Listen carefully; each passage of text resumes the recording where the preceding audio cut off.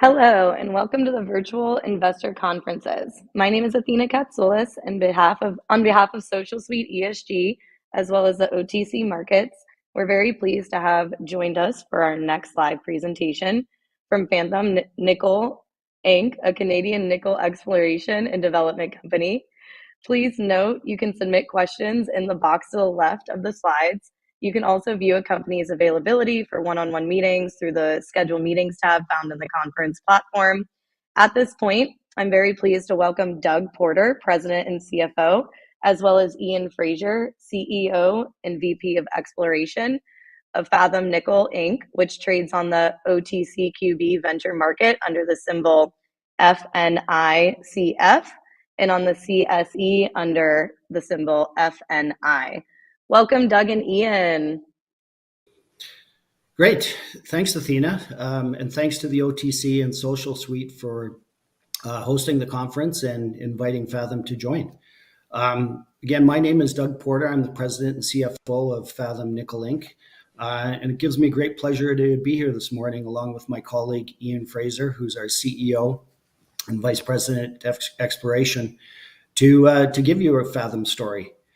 I'll just give a brief overview of Fathom, and then Ian will take us into a deeper dive about our two key projects, our 100% owned Albert Lake nickel copper platinum group element project located in north central Saskatchewan, and our Gochagger Lake project, also in north central Saskatchewan, also a nickel project, but with showing very, very good possibilities of bringing some cobalt into the market.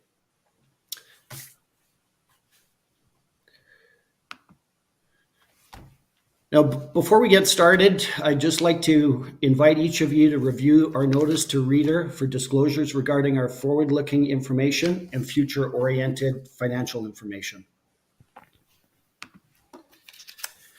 So this is really the Why Fathom page. We know we're fighting for the attention and dollars of a limited audience. So why should investors trust Fathom with their money? First, Fathom has always stuck to our foundational goal of focusing on highly prospective battery metal exploration projects located in mining-friendly jurisdictions. And I think it's really worth pointing out here that the metals that we're targeting at both of our projects, so nickel, copper, cobalt, and platinum group elements, they're all considered critical minerals as defined by both the US and Canadian governments. So as a result, we have started to benefit from certain tax and other government incentives as countries continue to march through the clean energy transition. The second reason why Fathom, it's jurisdiction. Saskatchewan really is a top-tier jurisdiction. The Fraser Institute in 2023 ranked Saskatchewan number 3 in the world in terms of places to do exploration work.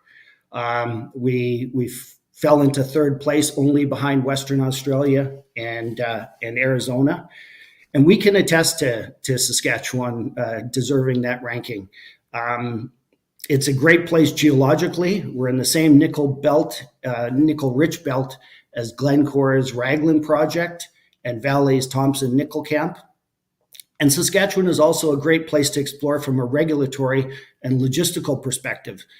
This includes the straightforward and timely issuance of permits, access to a qualified and eager workforce.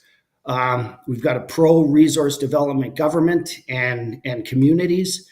And we've got supportive First Nations communities who also are pro-resource development. Third reason for why Fathom is our projects. Ian's going to go into details of our two key projects, but the real takeaway here is what we have identified projects that deliver high-grade mineralization. And as you hear our story, that is really the resounding theme. It is high grade, and that's what we're after. And then finally, why Fathom? It's our proven management and exploration model. The Fathom team is experienced in finding, developing, and monetizing resource projects. Between the board and management, the team has been involved in bringing 4 projects into production and monetizing 4 projects through an M&A process. So we know how to do it. And we try to really only involve ourselves in projects that we truly believe have a potential to become future producers. And we think that we currently have not one, but two such projects that have that future potential. The title of this slide really just says it all. Nickel is and will continue to be critical for the clean energy transition. So what does this mean? Well, there's simply not enough of it. The demand that is expected by 2030 and beyond. In fact, current estimates are that we're going to have to increase production from 2022 levels by over 120% if we hope to get anywhere close to meeting the coming demand for nickel in the future as we advance into the EV transition. And the so-called safe supplies of class 1 nickel currently represent less than 15%. And you can see right in the middle, Australia and Canada are really the only two that provide safe supplies of nickel sulfides. The balance of the roughly 2.8 million tons of nickel is produced in either countries whose policies run contrary to Western nations' thinking, i.e. China and Russia, or it comes from equatorial laterite deposits whose post-mining processing is so energy intensive and environmentally destructive that it's in direct contradiction to the, quote, green or clean energy transition. So turning back to the specifics about Fathom, again, we have two highly prospective magmatic nickel sulfide projects. In other words, the two projects with the potential to produce the highly sought after class 1 nickel. Our 100% owned Albert Lake project, which on the map on the left is the dark gray outline, is the larger of our two projects and now exceeds 90,000 hectares. The Albert Lake project hosts the historic Rottenstone mine. Rottenstone was in production, albeit in a small mom and pop type operation from 1966 to 1969. Information from the Saskatchewan mineral files indicate production grades of almost 3.3% nickel, 1.8% copper, and nearly 10 grams per ton platinum group elements. And those are truly world-class grades. Any one of those in and of itself would be viewed as positive, but when combined, it is really a world-class production grade. Based on today's metal prices, that rock would be worth in the neighborhood of $1,250 per ton. So while the production grades were undoubtedly world-class, the knock against Rottenstone or Albert Lake is that it was small. There's only been 26,000 tons mined out in the 60s out of an estimated 50,000 ton deposit. But our exploration thesis has always been that you cannot have this extreme high concentration of metals from just an isolated situation. It's geologically near impossible. So this has been our approach. And after we completed our IPO and we raised $11 million, Ian and his geological team finally had the capital required to execute on a thorough and comprehensive exploration program. And this resulted in our proof of concept. Rottenstone mine did not occur in isolation. We've discovered a 300 plus meter zone of mineralization that is 500 to 600 meters away from the historic Rottenstone pit. And we're now focused on several other highly prospective targets at the Albert Lake project. Our second project, Gochagger Lake, and it's the blue deposit. It's about 60 kilometers due south of Albert Lake. And we optioned into this project last September of 2022. We have an opportunity to earn 100% of the Gochagger deposit or the Gochagger project by expending $2 million on exploration costs over a 4-year period.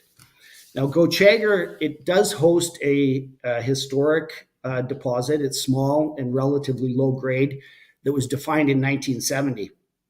However, we knew that Within that deposit envelope, there are several occurrences of significantly higher grade mineralization. And other than an airborne survey that was done by a previous operator in 2008, there's really been no systematic work done at Gochagger since 1970. So our goal here in optioning into Gochagger was to bring modern exploration tools and techniques to the project and assess this historic low-grade deposit for the high-grade potential that we've identified.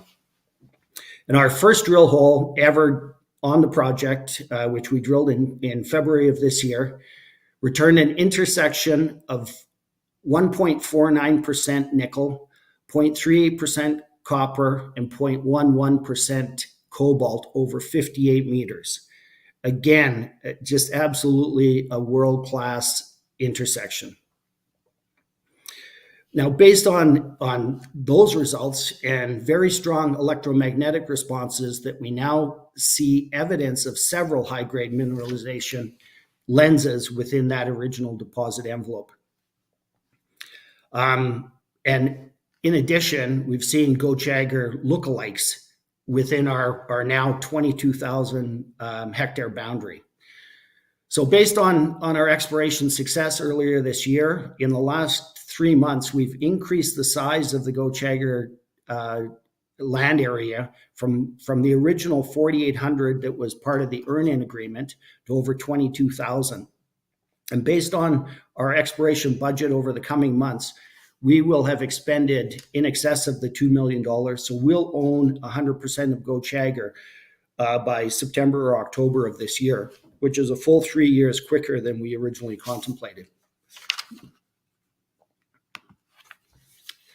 So since going public, which only happened 26 months ago, we went public in May of 2021, we have had a number of advancements. We proved that the historic Rottenstone mine did not occur in isolation at Albert Lake. We've made a world-class discovery of 1.5% nickel over a 58-meter interval at our very first drill hole at Gochagger Lake. We closed on 2 property acquisitions in the last 10 months, and we've completed 3 post-IPO financings for gross proceeds of about $8.6 million. Now, importantly, in our last financing that closed back in June, we originally announced a $2 million financing and then pretty quickly upsized it to $3 million based on demand. And we were still oversubscribed by at least 100%. We had demand that could have taken us to $6 to $7 million. But recognizing the potential dilution that shareholders would be exposed to just based on our depressed share price earlier this year, we chose to limit the financing to $3 million with a view that we'd be in a position to finance on less dilutive terms later this year in the coming months. And so far, this strategy has worked. We've created about $14 million in shareholder value based on the growth in our market cap year to date.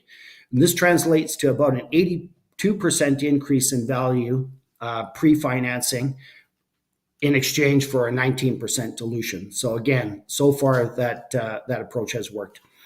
And just finally, I'd just like to acknowledge the participation of Crescat Capital, LLC, which is a Denver-based resource fund.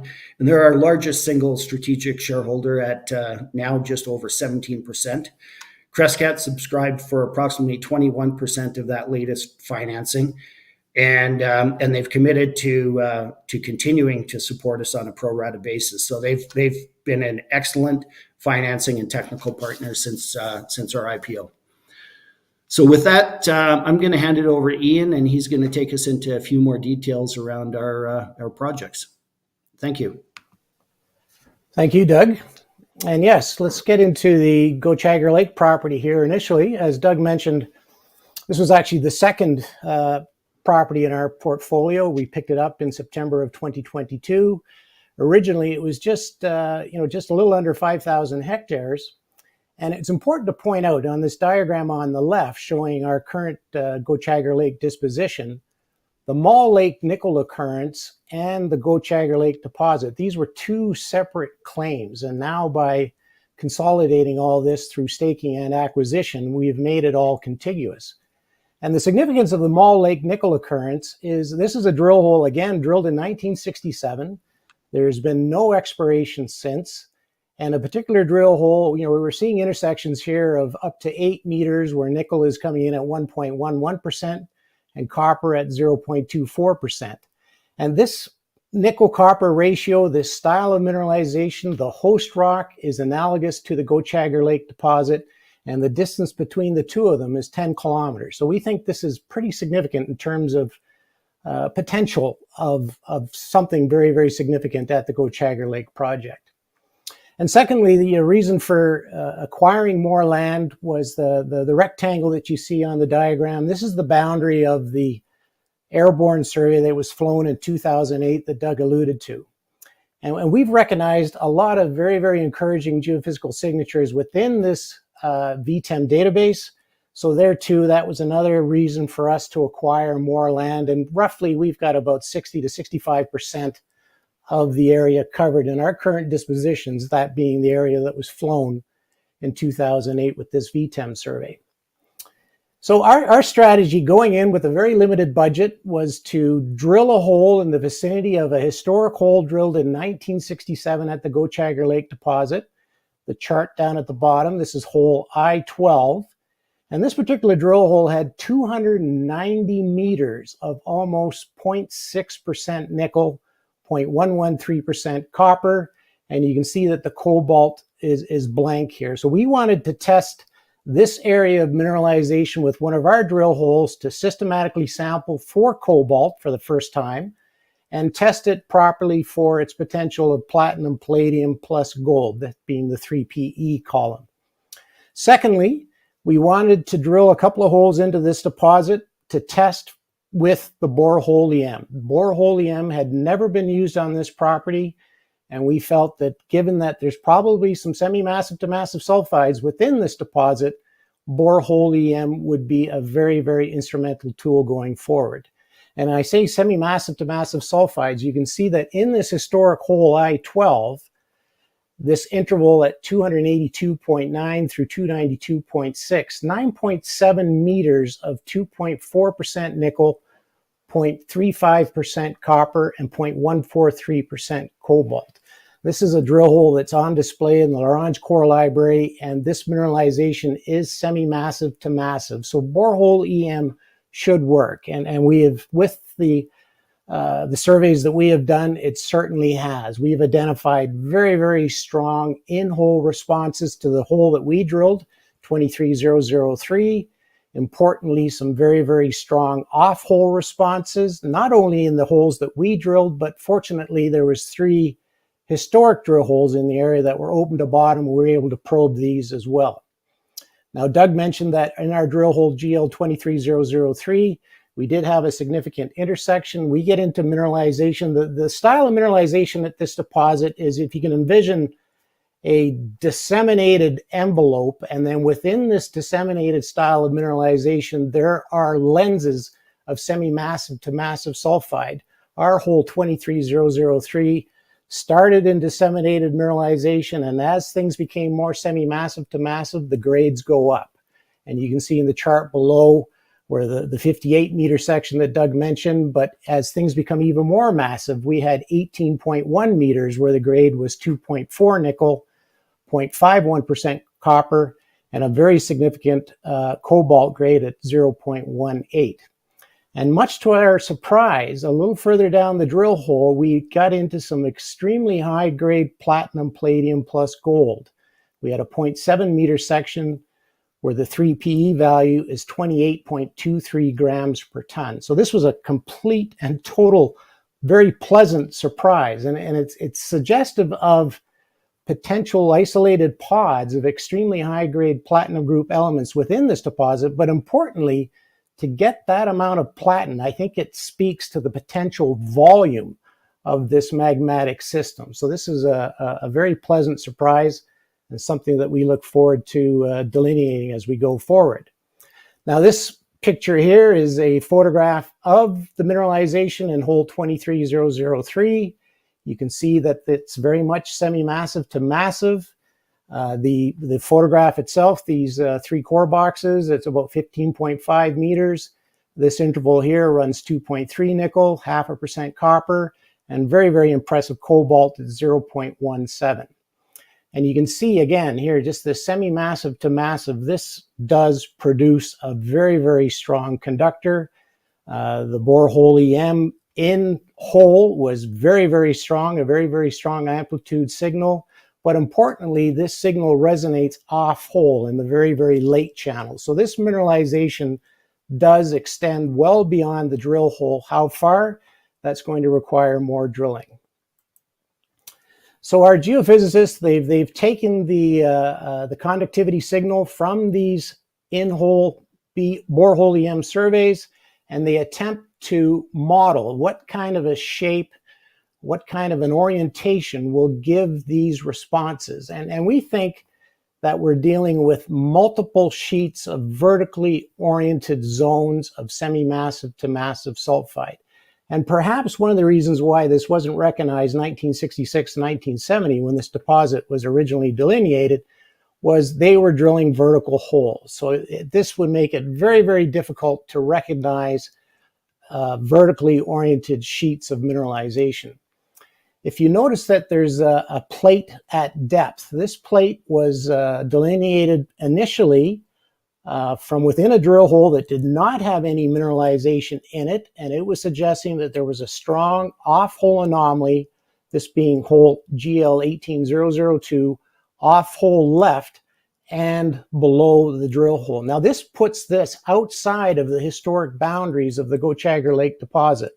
So this gives us a pretty high level of confidence that this deposit remains open to depth. And we've actually done a second round of borehole EM surveys on all the holes that we probed in February of 2023, just to get a better understanding of the orientation and the potential size of these semi-massive to massive sulfide lenses. And to date, we've identified at least 4. And as I mentioned, some of them are outside the boundaries of the historic deposit. While we were doing this second round of borehole EM, we did some surface work with the EM tool as well. And we wanted to get an understanding of what Gauchagar Lake deposit looks like on surface. You can see there's a little bit of a hatched polygon there. That is the boundary in both these images here. That is the boundary of the Gauchagar Lake deposit. The white dots are indicative of conductivity. These are, where the conductivity has increased. The dots are about 100 meters apart. And clearly there's a conductive signal over top of the Gauchagar Lake deposit, and it continues along strike to the northeast and to the southwest. We had a bit of a gap in our survey lines. We need to fill in the gap between the northeast extension of Gauchagar Lake and these other conductive zones that you see a little further to the north and to the northeast. So we've identified multiple zones of conductivity that we feel have a signal very, very similar to the Gauchagar Lake deposit. And the image on the right, the most northeast 2 dot, you can see here, there's conductivity over top of a very moderate VTEM conductor flown again in 2008. And we see this as being very much Gauchagar-like in its conductivity. So this is an immediate drill target as we go forward. And just our own interpretation of the historic VTEM survey, we recognize now 13 individual high quality targets within our current disposition. And these are these yellow polygons that you see on the image on the right. And the star is the location of the Gauchagar Lake deposit. And interesting, this is all falling on what we interpret to be a fault, a large fault zone. And these magmas, as they're coming up through the crust, they need a conduit. And a fault is a perfect avenue for these metal-rich magmas to come up into the Earth's crust. So we're very much looking forward to testing all of these individual VTEM conductors with first boots on the ground geology and then some more surface geophysics, and ultimately developing it to a drill target. Now the Albert Lake project, very quickly, it was a past producer in 1965 through 1969, very, very high grade, as Doug mentioned. We've had some success. We've drilled 60 holes since becoming a public company. We've identified this area that we call the Bay Island Trend, which is 500 meters to the northwest of Rottenstone. So clearly Rottenstone does not occur all by itself. Proof of concept has been met. We recognize that there are other stratigraphic packages and ultramafic rock, mineralized ultramafic rock occurring as far as 4.5 kilometers to the south. This area we call the Dime. And recently we did a soil geochem survey in an area just south of the Rottenstone deposit, which only just came open for staking, this being the Trombley-Olsen claims. I'll jump ahead here so you can see that this is the results of nickel in soil. Here is the location of the Rottenstone mine. You can see there's a nickel in soil anomaly directly above what we call the Bay Island Trend. This is this 300 plus meters of nickel mineralization you see on the left-hand side. Rottenstone is here, the Bay Island Trend. We did confirm that there is mineralization still in the ground south of the historic Rottenstone deposit.